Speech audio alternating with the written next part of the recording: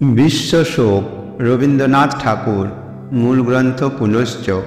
রচনাকাল 11 ভাদ্র 1339। দুঃখের দিনে লেখনীকে বলি, লজ্জা দিও না। সকলের নয় যে আঘাত, ধরো না সবার চোখে। ঢেকো না মুখ অন্ধকারে, রেখো না দ্বারে আগল দিয়ে। জালো সকল রঙের উজ্জ্বল বাতি, কৃপণ হইও না। অতি বৃহৎ বিশ্ব, অম্লান তার মহিমা, অক্ষুব্ধ তার প্রকৃতি। মাথা তুলেছে দুর্দর্শ সূর্যলোকে, অবিচলিত অকরুণ দৃষ্টি তার অনিমেষ।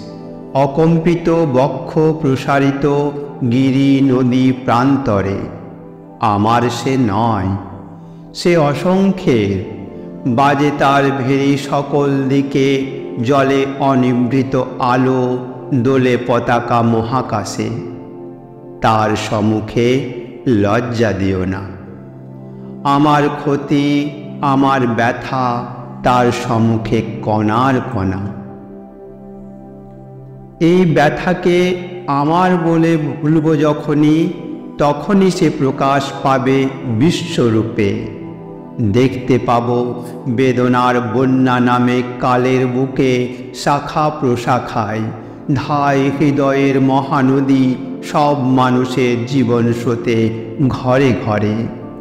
অশ্রুধারার ব্রহ্মপুত্র উঠছে ফুলে ফুলে, তরঙ্গে তরঙ্গে। সংসারের কুলে কুলে চলে তার বিপুল ভাঙা গড়া দেশে দেশান্তরে। চিরকালের সেই বিরহ তাপ, চিরকালের সেই মানুষের শোক নামলো হঠাৎ আমার বুকে। এক প্লাবনে থরথরিয়ে কাঁপিয়ে দিল পাঁজরগুলো। সব ধরনের কান্নার গর্জনে মিলে গিয়ে চলে গেল অনন্তে। কী উদ্দেশ্যে কে তা জানে। আজকে আমি ডেকে বলি লেখনীকে, লজ্জা দিও না।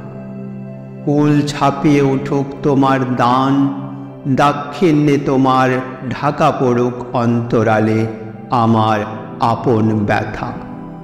ক্রন্দন তার হাজার তানে মিলিয়ে দিও বিশাল বিশ্ব সুরে।